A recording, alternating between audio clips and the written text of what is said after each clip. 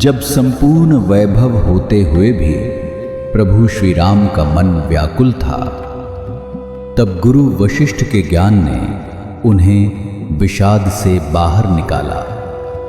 सुनिए बकुल जी की वाणी में। जय श्री राम। स्वागत है सभी का।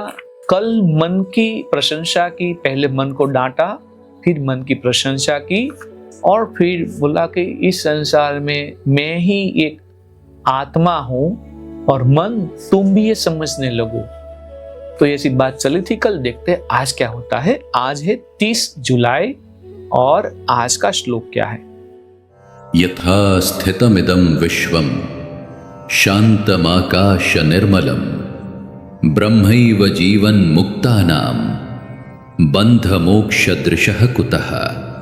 श्लोक का अर्थ है, हे राम, मुक्त संत के लिए यह संसार ब्रह्म की नाई परिपूर्ण सुचिता पूर्वक तथा शांतिमय है।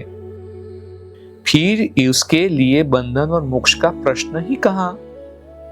वशिष्ठ ने आगे कहा, अनुसंधान के उपरांत वित्त समाधि में स्थित रहे और यहां तक कि उनके प्राण भी स्थिर रहे। 300 वर्षों तक समाधि लगी रही। शरीर जब चेतना में परावर्तित हुआ तो चेतना ने उसकी रक्षा की। इसके उपरांत उनका मन हृदय में विचरण करने लगा और वहां उसमें सृष्टि की धारणाएं उठी। तब उन्होंने कैलाश पर्वत पर 100 वर्ष बिताए। फिर अगले 100 वर्षों तक वे अर्ध देवता रहे। इसके बाद उन्होंने स्वर्ग के राजा इंद्र के रूप में 5 युगों तक शासन किया। असीम चेतना जहां जब और जो भी सोचती है वही उसका आदेश होता है और वही होता है। इस प्रकार उन्होंने यह सब अपने हृदय में देखा जो पूर्ण रूप से असंसक्त तथा विशुद्ध था। असीम चेतना की उपलब्धि के फलस्वरूप ये धारणाएं बिना किसी इच्छा या संकल्प के उसमें उठी। फिर एक युग उन्होंने भगवान शिव के सेवक के रूप में व्यतीत किया। मुक्त संत वित्त हव्य ने यह सब कुछ अनुभूत किया। हे राम, मुक्त संत के लिए यह संसार ब्रह्म की नाई परिपूर्ण सुचिता पूर्वक तथा शांतिमय है। फिर उसके लिए बंधन और मोक्ष का प्रश्न ही कहा, क्योंकि वित्त हव्य चेतना से एकाकार हो चुके थे, इसलिए उन्होंने सभी के अनुभवों को अनुभूत किया।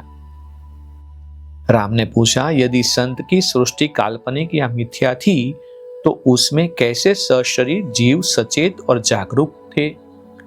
तो वशिष्ठ ने उत्तर दिया, यदि वित्त हव्य की सृष्टि काल्पनिक थी तो हे राम, यह सृष्टि भी वैसी ही है। वह और यह दोनों विशुद्ध असीम चेतना है। इनकी विद्यमानता मन के भ्रम का परिणाम है। राम ने पूछा, हे महर्षि, बताइए कि वित्त हव्य ने कंदरा में कैसे अपने शरीर को पुनः सक्रिय किया। तो वशिष्ठ ने उत्तर दिया, उस संत को असीम चेतना का बोध हुआ। वे जानते थे कि जिस मन को वित्त हव्य के नाम से जाना जाता तथा पुकारा जाता है वह असीम चेतना की चाल भर है। उनमें वित्त हव्य के शरीर को देखने का विचार हुआ। उन्होंने अपनी चेतना में वे सभी शरीर देखे जो उन्होंने प्राप्त किए थे पास्ट में। उनमें से कुछ का तो नाश हो चुका था और कुछ अब भी सक्रिय थे। उन्होंने यह भी देखा कि वित्त हव्य का शरीर उस कीड़े की तरह है जो कीचड़ में डूबा हुआ है। यह देखकर उन्होंने सोचा, निश्चय ही यह मेरा शरीर प्राण शक्ति से विहीन है और कोई क्रिया नहीं कर सकता। अब मैं सौर कक्षा में प्रवेश करूंगा और सौर ऊर्जा के सहारे मैं शरीर में प्रवेश करूंगा या उसे छोड़ दूंगा। वित्त हव्य की काया का मैं करूंगा ही क्या। तब ऋषि वित्त हव्य का सूक्ष्म शरीर सौर कक्षा में प्रविष्ट हुआ। सूर्य ने उसे अपनी शक्ति से युक्त किया जिससे वह अपना कार्य कर सके। सौर ऊर्जा ने उसका मार्गदर्शन किया। वह वहीं पहुंचा जहां वित्त हव्य का शरीर कीचड़ में सना पड़ा था। उन्होंने उसे उठाया। वित्त हव्य का शरीर, सूक्ष्म शरीर भी उसमें प्रविष्ट हुआ। ऊर्जा सौर कक्षा में लौट गई। ऋषि स्नान और तर्पण करने के लिए झील की ओर अग्रसर हुए।